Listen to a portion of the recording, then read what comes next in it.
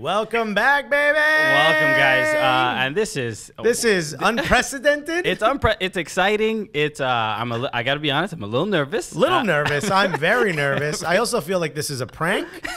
This doesn't happen. But look, we started a podcast too. Stupid, silly comedians, and we said one day we will be so important that we will be speaking to the person who manages and coaches the men's national team. Yeah. And here we are. Wow. And not only are we here, but we are, speaking to him, but we're in Cumulus Studios, and this is all too much. This is the first time we've done this, and I'm glad we're doing this in with the most equipment that we can possibly ruin. Yeah. What else could we break that a major conglomerate owns? That's what we asked ourselves. But we are excited to welcome this man to the show. I mean, guys, you know, he was sitting there behind the lines at Portugal, our last men's national team game. You know him, you've seen him. It's about time you hear from him. We're surprised he's even let us call him. Ladies and gentlemen, unless you're driving, put your hands together for the one, the only, Coach Dave Sarachan, everybody. Coach, how's it going? Hey, guys. He's here. How you doing? It's good to be on your show. Oh, my God. I can't believe you're saying that. I guess first things first, how did it feel? Because, you know, obviously probably not the best set of circumstances, but when you received the call that you would be, I know there was different titles, interim, acting, right. Current. How did it feel to be told that you would be the head coach for the match against Portugal? Yeah, well, it was. It obviously was a little bittersweet. You know, I'm sure we'll delve into, the reasons that all came about. But to always have the opportunity to be a part of the national team in any capacity is a real privilege, and to be able to sort of lead this group in the last game of 2017 in Portugal, as we did, was, as I've said, publicly, for me personally, I was very proud. It was almost therapeutic for me to be able to be around these young guys and to be able to put out a team that, showed the spirit that it did. But for me, as far as leading that group as the national team coach, I've never taken that lightly, and it was actually pretty special in its own right. Now, a lot of people kind of gave you a little bit of stick on the internet for keeping a lot of the assistants that had been there previous to Bruce Arena being or leaving. Part of my idea was I don't think you had a lot of time to sit there and start to hire assistants left and right. Was that part of that decision making, or was just this was your team and you were going to ride with them in Portugal? Yeah, it was all of that. I mean, we didn't have a lot of time. And quite frankly, the group of guys that were a part of the staff through this past year are all good young coaches, and we all work well together. And it was familiarity on every level. Some of the players, not all the players, but some of the players that were a part of it obviously knew all of us. And the way we work in terms of preparation, building the roster, training, whatever you want to call it, it worked with our group, and it made total sense to finish out the year with the group that had been together for the 10 months prior. So, I never thought twice about bringing in new guys for this game. This was always going to be the group that we sort of work with, and I thought it ended the year pretty well. And what did you think of? I mean, we were excited to see Weston McKennie play so well. But what was after the game against Portugal? What was the thing that you were most surprised at? Was there anybody who particularly impressed you? Were you impressed with any of the chemistry? Was there anything surprising about that whole game? Well, it's for those of us on the inside, when you have such a short amount of time to put something together, you're never really sure when the curtain goes up, what it's really going to look like. You kind of have an idea, but on the day, there's no guarantees. And we brought this group in. We had about 6 days of training. It was sort of a crash course in getting to know one another, not only as staff and players, but the players themselves. There were a lot of guys in this group that obviously hadn't been together. So, the theme going in on day one when I met with the group was the short-term objective was let's get to know one another. Let's get a feel for what we're good at. Let's put guys in positions that we think make sense this week. Let's see what the competing looks like and the energy and the spirit and all the rest. So it was kind of a crash course. And I think at the end of the day, there were a few surprises, but on the day, I really was pleased with almost all performances. Of course, Ethan had a tough day. We know that. And by the way, full disclosure, I did listen to your podcast before I came on. So I heard the Horvath episode, and just so you know, on the inside, we all felt terrible for the kid, and he did too. And in a goalkeeper's career, he's 22. Every goalkeeper, Timmy Howard on down, is going to have a moment like that. Unfortunately, it happened on the big stage, but to his credit, he rallied, and the players actually rallied around him. But in terms of the entire group, the young kids, the blending of some of the veteran guys, I couldn't have been more pleased with the effort, as I mentioned, the spirit, the energy that we kind of put together in such a short amount of time to show America, honestly, without sounding corny. I think a lot of people were watching this game. Some people didn't turn it on. They're too pissed off. I get that. But at the end of the day, those that did watch, and I said this to the group afterwards, 2017 was a tough year.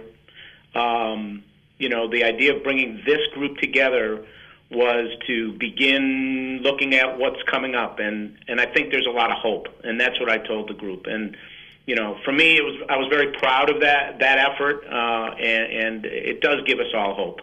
Now, you were talking a little bit about the squad. I know.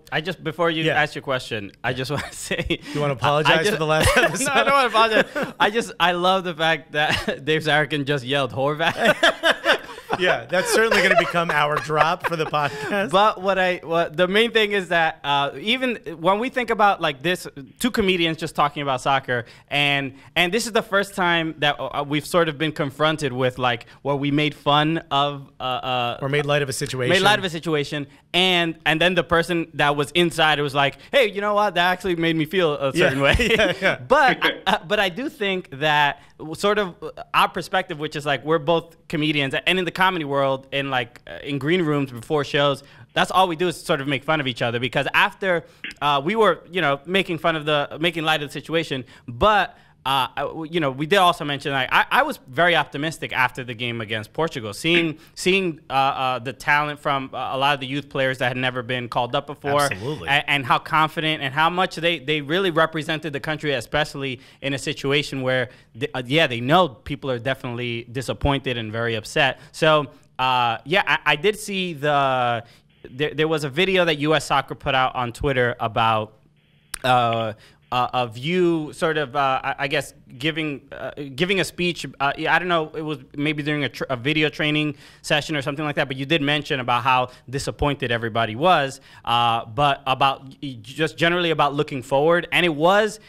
maybe it's just a new voice. I had never heard you, speak to players before and things like that. I had never really seen that on that public of a stage, but it did leave me more optimistic about the future of U.S. soccer. So I did want to applaud you for that. Yeah, he actually. Thank you. Yeah, he nutmegged his girlfriend immediately after that. So you really inspired him. We were talking about the youth players, and when the first roster came out, I specifically was very upset after the loss at Trinidad. I don't think I'm alone.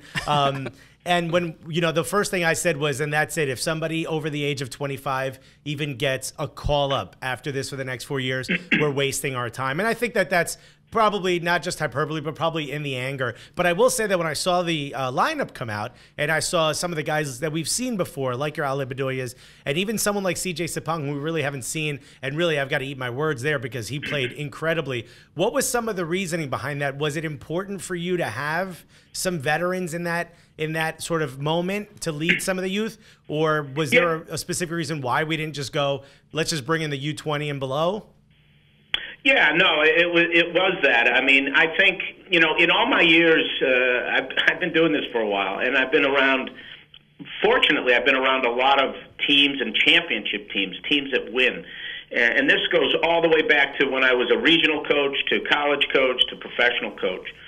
The blend of team that you have to have, in my opinion, has to be a blend that covers a few things. Covers certainly talent. You need quality.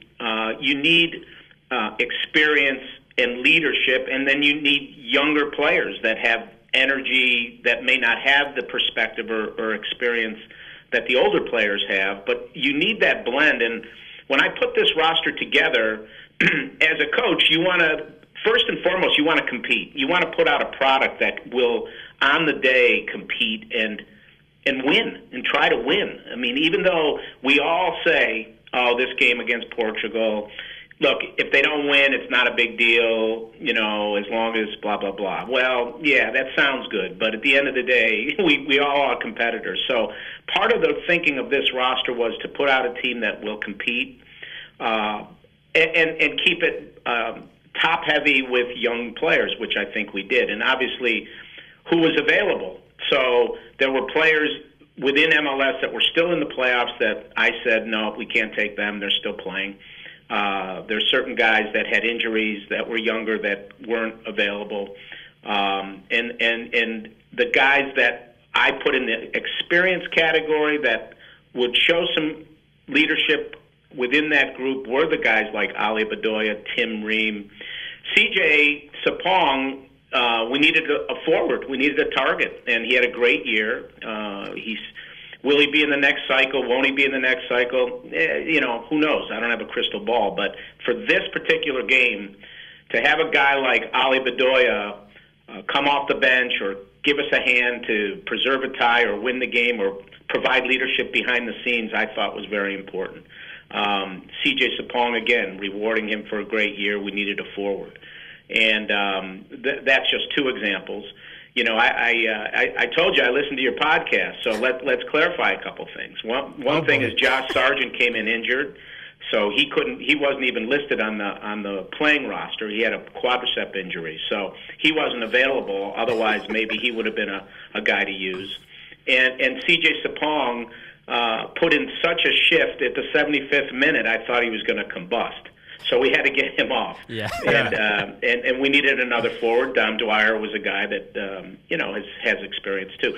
So that's the thinking going into it. But primarily it was about what's next in the future of the game, and that's why you saw the Tyler Adams, Weston McKinney's, Cameron Carter-Vickers, et cetera, et cetera. And I thought those guys passed the test tremendously. Is there a bit of an issue with? And not this question is not deeper than specifically what I'm asking. Just some of the guys are training, like Weston McKinney, Haji Wright. Some of those guys are training over at Schalke. Some of the other guys are training in other teams in Europe that play other styles. Tyler Adams is here with the Red Bulls in New York. Is it difficult to sort of, when you get them all on a national team, to get them all on the same page because they're learning such different systems and techniques?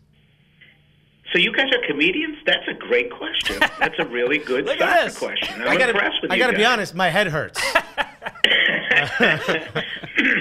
You know what? Honestly, it's a great question, and it's a real challenge. It's a real challenge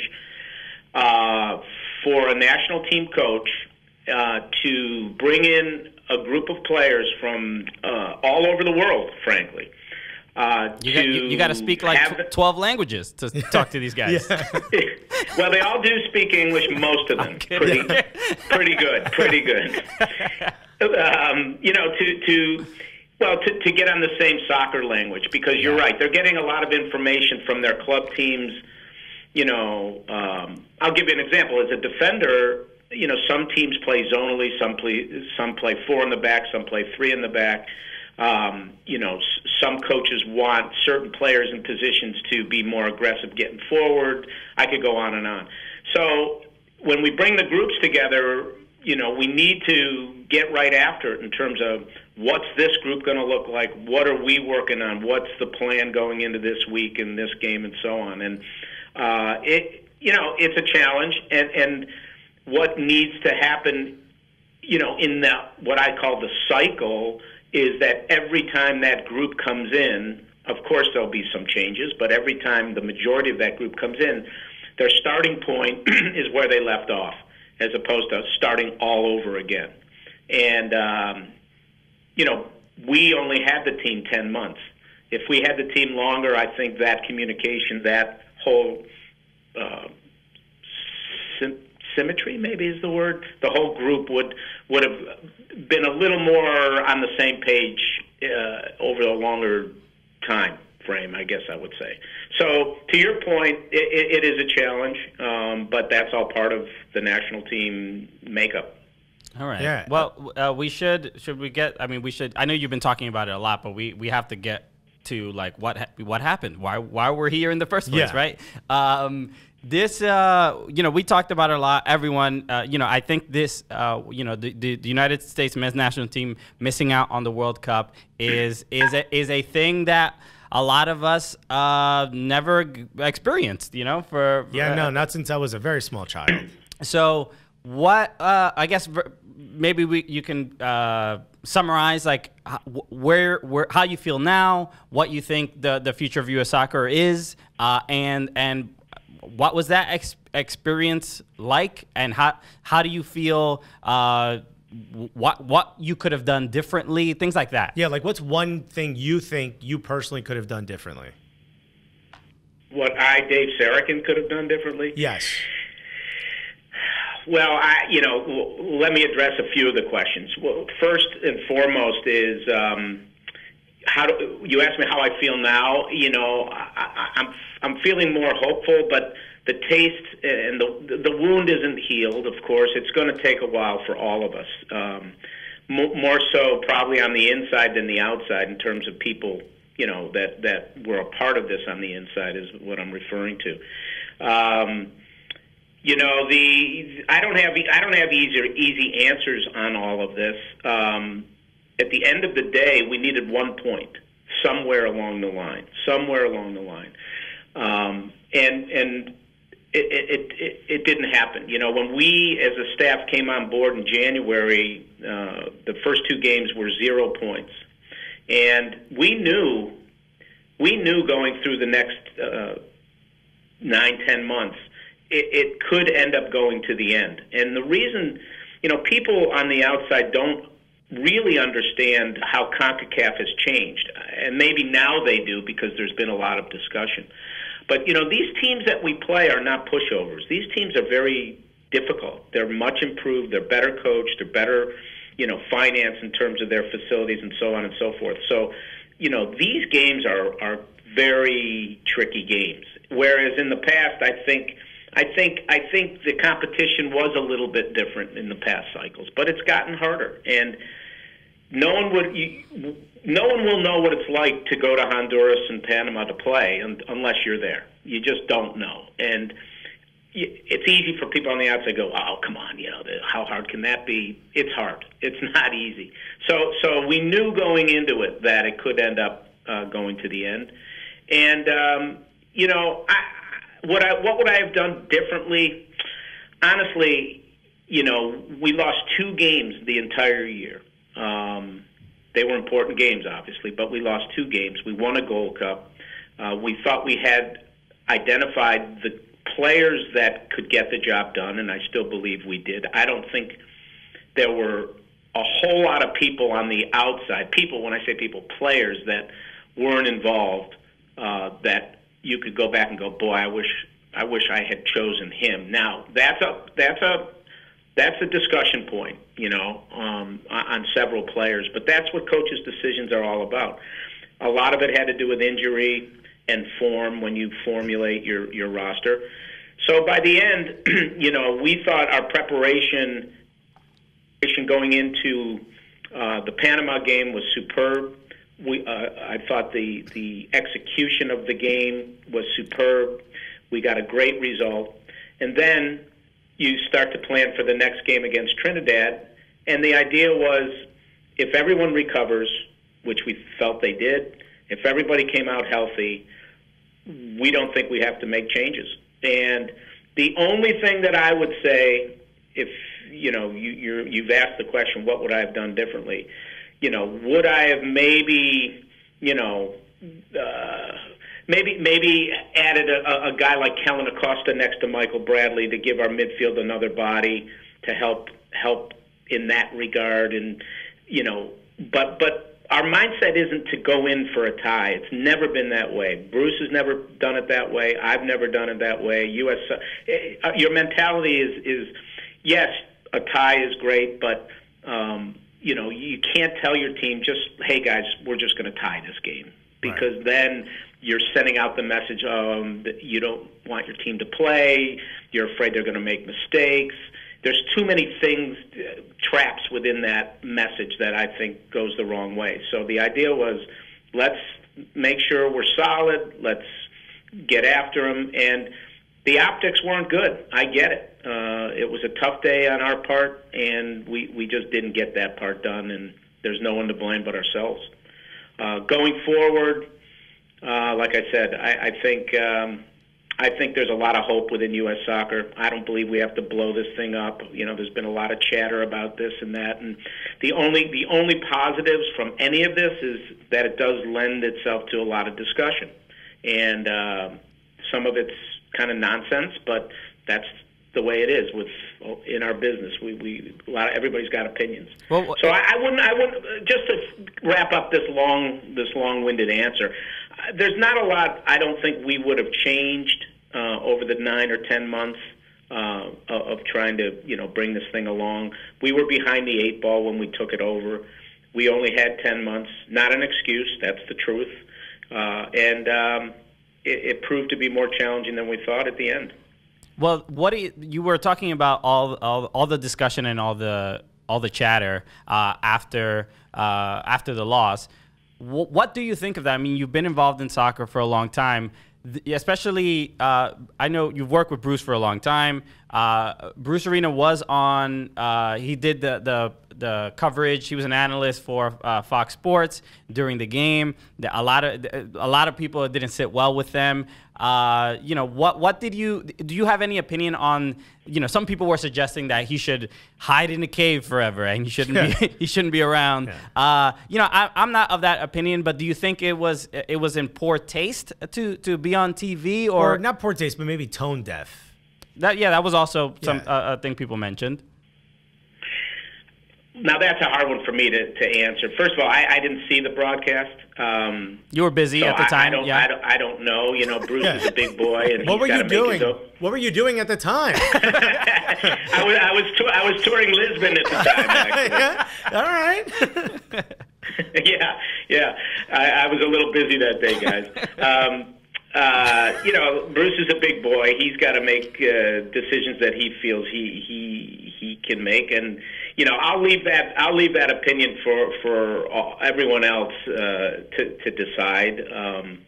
But that's a hard one for me to even delve into, to be honest. What do you think of just now? There seems to be a stronger microscope on U.S. soccer, and where for a long time I feel like in general the general public didn't really not they didn't care, but it wasn't. If the U.S. made it, it was like, oh, yeah, they're supposed to make it. But now that they're not there, there's actually a lot of opinions and a lot of criticism. Do you feel like this is a better environment for U.S. soccer to grow, as opposed to just kind of being a little sort of ambiguous in like the soccer scene, in the sports scene in the country? No, like I said, I think this. I've seen this sport. I mean, I come from the era where I used to play in the North American Soccer League, and that's when there were no soccer stadiums, and we had picket fences surrounding the fields, and so on and so forth. And I've seen, since MLS has been in existence, this league grow, the sport grow. I was fortunate to be a part of the staff when we went to the quarterfinals in the World Cup in '02, and what the hysteria of all of that brought, and I've seen it grow since then to a point where soccer is really relevant, and I don't have to say it. Everyone knows, all the markets, with the exception of a few, have soccer-specific stadiums. The league is growing, so on and so forth. And because of all that, the sport it has gotten more relevancy, and I think these kinds of discussions are very important, and there are more people that care. There are another generation that's played the sport. So I've seen it grow, and I think, as I stated earlier, as much as we're all gutted, and we are gutted that we're not going to the World Cup, believe me, and it's a wound that won't heal for a while. To have these discussions, to have this kind of back and forth is good. Now, again, some of the I get people are upset and they're bitter and so forth, but some of the negativism is a little unfounded in terms of some of the things that have come up. But for the most part, these kinds of topics and discussions are critical as we move forward, because now we got to peel it all back and sort of take a real look and say, okay, what did we do well? What didn't we do well? And that's a very important piece to improvement. So I think the only silver lining of all of this is that we can now really dive in and make certain adjustments as we move along that people feel are necessary. And like I said, I'm an optimistic guy. I know that we're going to come out of this. It's just in the short term, it doesn't feel so good. Now, one of the things as comedians, when we're on stage and it's not going well, that's called bombing. And sometimes happens to me, very rarely. I want you to know that. But when it happens, especially when it's a good show and everyone else is killing and you go up and you bomb, one of the first things, one of the most important things that we do is sort of go back. We typically record every set we're doing. We typically go back and listen. And even though those jokes have worked before, we think to ourselves, what did we do wrong? Was it something we did wrong on that show specifically? Or am I headed down a wrong path and I make changes? You've referenced that things don't need to be blown up. I also agree. Personally, I don't know how Christian feels. I get where that feeling comes from. I think you should quit comedy. Yeah, no, we're talking about soccer, man. But a lot of people think everything needs to change. I don't necessarily think that. But I think it's also naive of us to sit here and say that nothing needs to change. Even if it's minute, we should look back and think some things need to change. If you were the soccer czar, if you were the head of all of soccer, not just the president, you were just the guy who ran everything, any decision Dave Sarachan made was implemented. Is there one thing that you think you would implement moving forward, or one thing that you would change about the course we've been on, whether it's something that is either failed or just not efficient enough, so that you don't throw anyone under the bus? Well, I'd give myself a raise. That's number one. Boom, done. No. Boy, that's a tough question to answer just in one bullet point. I would say this, though. I think one of the things that is going to be important as we move forward as a soccer country, but also as a federation, is to take a real look at the mechanics of how soccer decisions are made, because I think we have really, really bright people in leadership positions. I do think we need more technical people in leadership positions. By technical, I mean real soccer heads that make policy, make decisions, choose coaches. Runs the whole gamut in youth development, so on and so forth. We've had some people here and there, but I think that's a critical piece in how we evaluate our structure, how we evaluate what's going on at the academy levels and in the coaching education department and all the rest, because it's not just one thing. It's several things, and I've touched upon it, whether it's youth development, coaching education, as far as training coaches, the whole bit.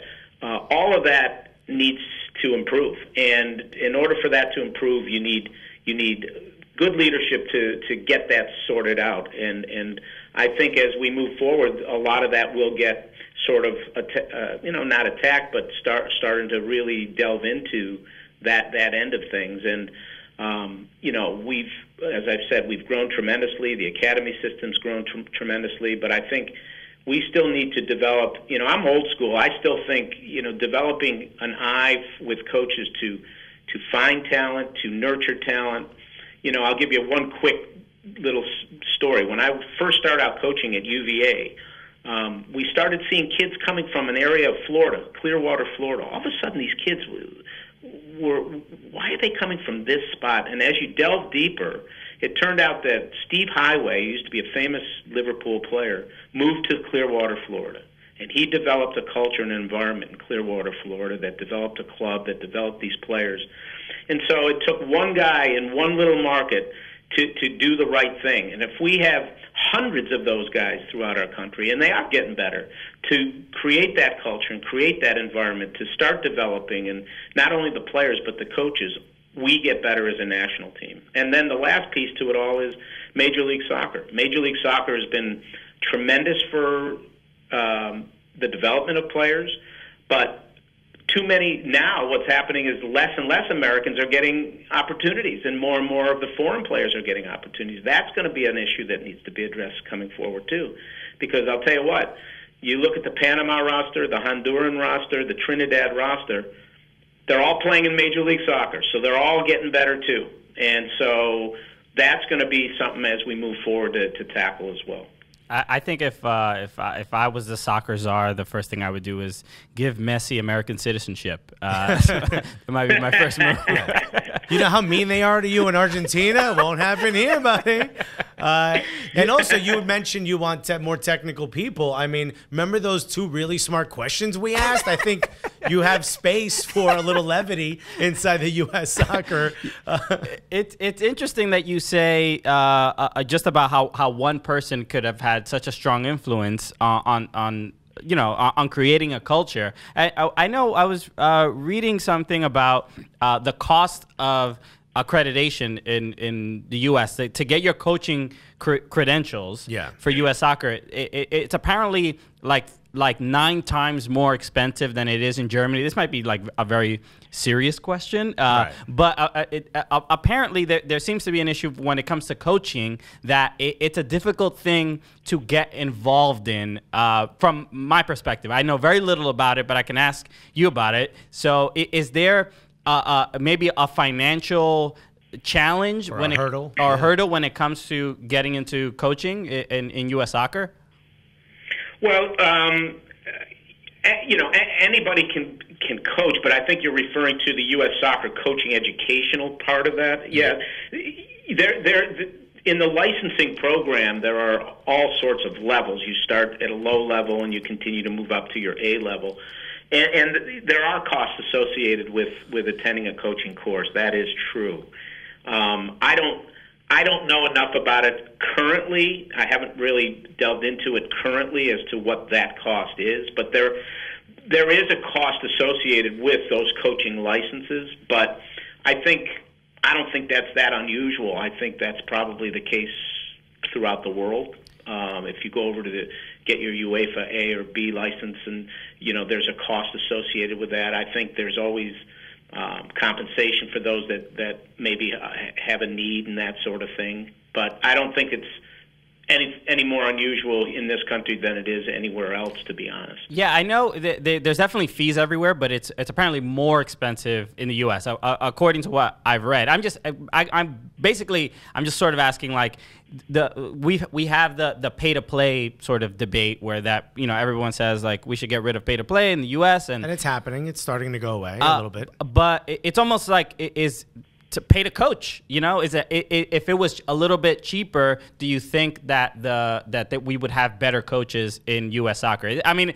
I think it's a question. Sorry to interrupt. I hear what you're saying, but I also think that a coaching course isn't the end-all, be-all for coaching. In fact, it supplements a lot. I think I can tell you from my personal experience, I did the licensing courses, and there was a lot of value in it. But the true value of coaching is coaching, and that is whether you do it at the collegiate level, the club level, amateur level. You can't replicate a classroom or a lecture the way you can as far as being on the field and working with the team every day. So the licensing piece is a supplement to all that, but I think if you guys want to go out and coach, you got to just get out on the field and begin and start trial and erroring it. And with your comedy and your coaching, I think you'd succeed. But as far as the licensing piece, it supplements a lot, but it's not the end-all, be-all. Yeah, if we had our licenses, I think we'd be like crazy, like soccer nerds, just glasses like, I would have taken that penalty quite differently, sir. Yeah. Or also, do you guys have a level Z that we could start at? Now, Dave, you've been on the phone with us for a while, and I know we told you it was going to be about 20 minutes, and you've been on for about half an hour or more. So you came from Rochester. You mentioned it. You're living in California now. You were an assistant head coach with the Chicago Fire. You've traveled a lot of places, specifically Rochester. The reason that name that springs a light, it starts a light bulb in my head, or it brightens a light bulb in my head, for something called the garbage plate. Now, for everyone who's listening who thinks I just offended you, could you, one, explain to people what this magical food dish is, and two, could you explain how do you order your garbage plate? Well, I got to tell you, the garbage plate is, and I said this earlier, it's on par. Rochester's famous for a bunch of things. Xerox started there, Kodak, Bausch and Lomb, and the garbage plate. I say in that order. All on the same level. All at the same level, yes. The garbage plate, I think, was founded at Nick Tahoe's in Rochester, New York, and it comprises basically every food group you could have between a bun. And so that's right. There's hot dogs in there too, right? What's that? There's also hot dogs in there, right? There's hamburgers, hot dogs, French fries, onion rings, a fried egg, I think cheese, and it's been a while. Everything but a bagel and lox, I think, is in between the buns. So I know the big thing is, do you get it with one cheeseburger, two cheeseburgers? We have your photo pulled up. We just pulled it down now because we're going to put up a photo of this garbage plate. But you don't look like a fat guy, right? You look like a pretty skinny guy. So you probably don't order a crazy one. But do you go two cheeseburger patties, one cheeseburger patties, patty? What do you do? Well, if I were to go, today it would be one. Back in the day, it would probably be two. And it would usually be between the hours of 2 a.m. and 5 a.m. is when I would probably have a garbage plate. And that was back in the day, fellas. Now, I'm plant-based. I don't think I'd go near Nick Tahoe's. I don't think I could do it. I don't think I could. Well, maybe I would do it once. Well, everyone right now is looking at this glorious food item. We see some hash browns. We see grease lining the side of the plate. It looks like some type of au jus and slow-cooked meat sauce. I know you're plant-based, so, buddy, I'll have two, one in your honor. Man, this looks Rochester's good for a lot of things, and junk food is one of them. There are hot dogs, hamburgers.